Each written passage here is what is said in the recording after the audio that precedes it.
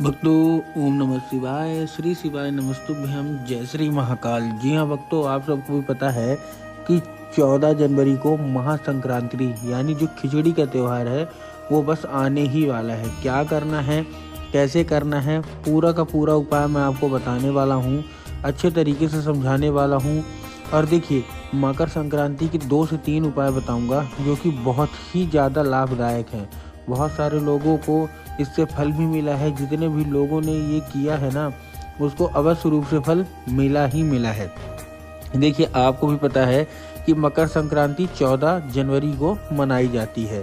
ये मैं पहले कुछ आपको किस्सा बताऊंगा जो कि लोगों को मिला है, फल मिला है, उसको बताऊंगा और उसके बाद मैं आपको उपाय भी बताऊंगा। देखिए, आपको भी पता है कि पूज्य गुरुदेव की जो कथा होती है ना, उसमें लाखों की भीड़ आती है। कैसे भीड़ आती है? लाखों की भीड़ आती है। और जब गुरुदेव की कथा में लाखों की भीड़ आती है तो वहाँ ज़्यादातर जो भक्त होते हैं ना, वो क्या करते हैं, पत्र के द्वारा अपनी इच्छा और पत्र के द्वारा अपनी मनोकामना जो होती है वो गुरुदेव तक पहुँचाते हैं। तो अभी गुरुदेव की कथा चल रही थी, आज से मतलब पिछले साल की बात है, ये पिछले साल की, ये मकर संक्रांति से पहले की बात है। गुरुदेव की कथा चल रही थी और जब गुरुदेव की कथा चल रही थी तो वहाँ लाखों की भीड़ आई। ठीक, अब जब गुरुदेव की कथा में लाखों की भीड़ आई तो वहाँ ज़्यादातर जो भक्त थे उन्होंने क्या किया, पत्र के द्वारा, किसके द्वारा आपको भी पता होगा कि गुरुदेव की कथा में पत्र के द्वारा जो भी अपनी इच्छा मनोकामना पहुँचाते हैं वो गुरुदेव ने पत्र के द्वारा गुरुदेव तक पहुँचाई। अब जब गुरुदेव के पास पत्र पहुँचा और गुरुदेव ने जो है वो पत्र पढ़ा तो वहाँ गुरुदेव ने देखा कि ज़्यादातर जो भक्त हैं उनकी अलग अलग मनोकामना है। किसी की धन प्राप्ति की मनोकामना है, ठीक, किसी की कर्जा मुक्ति की मनोकामना है, किसी की कोई और, किसी कोई और, किसी की कोई बीमारी की, मतलब तरह तरह की अपनी अपनी इच्छा मनोकामना है।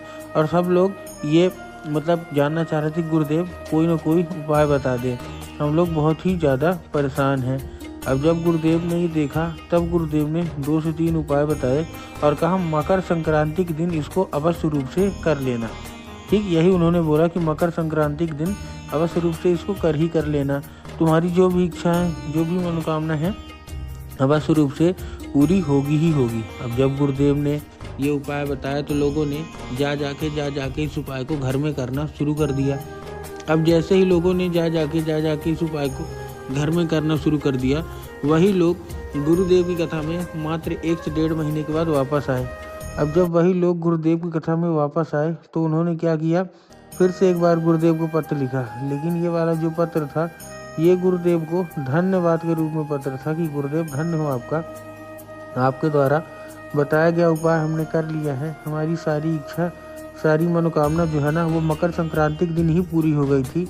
आपका कोटि कोटि धन्यवाद। तो देखिए, जो लोग भी मेरी आवाज़ अभी सुन रहे हैं ना, अगर आपको भी जानना है कि आखिर ऐसा कौन सा उपाय है जिसको करने मात्र से इच्छा मनोकामना जो है वो पूरी हो जाती है, तो चलिए हम बताते हैं आपको आज की इस वीडियो के माध्यम से कि आपको करना क्या है।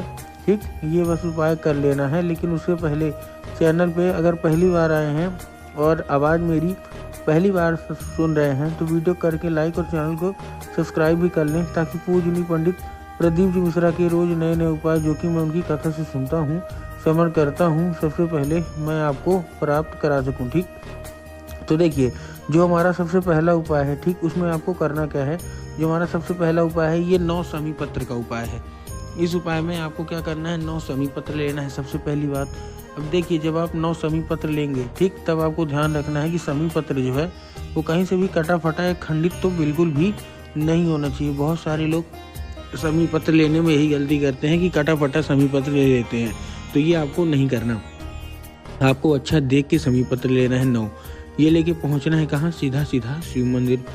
अब शिव मंदिर पहुँचे, शिव मंदिर पहुँचने के बाद आपको सबसे पहले दक्षिण दिशा में खड़े होना है और उत्तर की ओर अपना चेहरा कर लीजिए।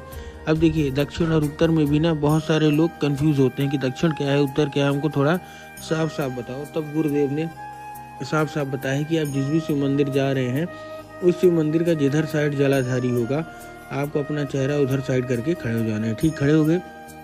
खड़े होने के बाद आपको एक नाम लेके, कौन सा, महादेव का बहुत ही सुंदर सा नाम है श्रम्भेश्वर महादेव, तो आपको श्रम्भेश्वर महादेव का नाम लेके 3 समी पत्र बाबा भोलेनाथ के ऊपर अर्पित कर देने हैं। ठीक, 3 समी पत्र अर्पित कर दिए। अब 3 समी पत्र अर्पित करने के बाद आपको करना क्या है, जैसे 3 समी पत्र अर्पित करेंगे, ठीक हो गया, टोटल आपके पास 9 है। ठीक, अब आपको क्या करना है, अब आपको 3 समीपत्र भगवान गणेश की जगह पे अर्पित कर देना है। ठीक, अब देखिए बहुत सारे लोगों को भगवान गणेश की जगह मालूम ही नहीं है कि भगवान गणेश की जगह कहाँ होती है। तब गुरुदेव ने साफ साफ बताया है कि जो जलाधारी है, जलाधारी के बाएं साइड मतलब लेफ्ट साइड में किसकी जगह होती है, भगवान गणेश की।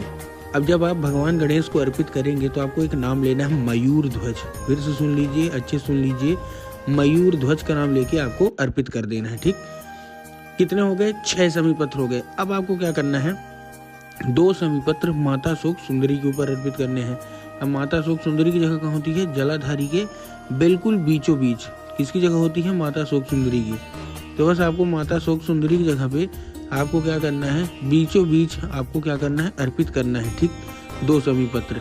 अब एक अभी भी बच रहा, अब एक कहाँ अर्पित करेंगे, जैसे ही चौखट के बाहर निकलेंगे तो आपको देखिए जैसे ही शिव मंदिर के बाहर निकले उनका जो चौखट है, चौखट के बाएं साइड में पहले आपको क्या करना है, एक समीपत्र रखना है, उसके ऊपर से एक घी का दिया लगा देना है और अपनी जो कोई भी इच्छा होगी, जो कोई भी मनोकामना होगी वो मांग लेना है। पूज्य गुरुदेव कहते हैं कि अगर आपने ऐसा कर लिया फिर आप देखिए कमाल कैसा होता है, लेकिन ये मकर संक्रांति के दिन ही कर लेना है। ठीक, ये था हमारा पहला उपाय जो कि मनोकामना पूर्ति का था। अब हम चलते हैं अपने दूसरे उपाय की ओर जो कि कर्जा मुक्ति का है। बहुत सारे लोगों के जीवन में कर्जा इतना ज़्यादा बढ़ जाता है ना कि वो कर्जा उनसे चुकाया ही नहीं जाता। तब गुरुदेव ने बताया है इस उपाय को आपको क्या लेना है, 1 कटोरी कच्चा दूध। फिर से बता रहा हूँ, ध्यान से सुनिएगा, बहुत ही बड़ा उपाय है। 1 कटोरी कच्चा दूध लीजिए, उसमें 2 से 3 काली मिर्च डाल लीजिए। ठीक, 1 कटोरी कच्चा दूध लिया, काली मिर्च डाल लिया, कोई भी कर सकता है, महिला पुरुष बच्चे बूढ़े कोई भी कर सकता है। ठीक, और ये लेने के बाद आपके दिमाग में आया होगा कि जाएंगे शिव मंदिर। नहीं, आपको शिव मंदिर नहीं जाना, आपको जाना है बरगद के पेड़ के नीचे। कहाँ जाना है, बरगद के पेड़ के नीचे, दोपहर 12 बजे मकर संक्रांति के दिन। अब जब आप बरगद के पेड़ के नीचे पहुंचेंगे, अब आपको क्या करना है, आपको 3 बार बरगद की पेड़ की परिक्रमा करना है। ठीक, परिक्रमा मतलब गोल गोल घूमना है। ठीक, बरगद के पेड़ में। उसके बाद आपको बटकेश्वर महादेव का नाम लेके अर्पित करना है। फिर से नाम बोल रहा हूँ, दोहरा रहा हूँ, ध्यान सुनिएगा, बटकेश्वर महादेव। देखिए वैसे तो भगवान भोलेनाथ के अनेकों नाम है, जैसे चंद्रमौली, कुंदकेश्वर, स्वरंभेश्वर, ठीक ना, बहुत सारे नाम हैं, लेकिन ये वाला जो नाम है ना बटकेश्वर, ये बट के पेड़ मतलब जो बरगद का पेड़ होता है उसी के नीचे बोले जाने वाला उनका नाम है। तो बस आपको करना क्या है, 3 बार परिक्रमा किया, फिर बटकेश्वर महादेव का नाम लेके चुपचाप क्या कर देना है, अर्पित कर देना है। बस पूज्य गुरुदेव कहते हैं कि अगर आपने बटकेश्वर महादेव का ये उपाय किया ना, फिर आप देखिए जिंदगी में जितना भी कर्जा होगा मात्र 1 से 1.5 महीने के अंदर वो सारा का सारा जो कर्जा है ना वो समाप्त होगा ही होगा। तो उम्मीद करता हूँ आज का ये उपाय आपको बहुत ही अच्छे तरीके से समझ में आ गया होगा।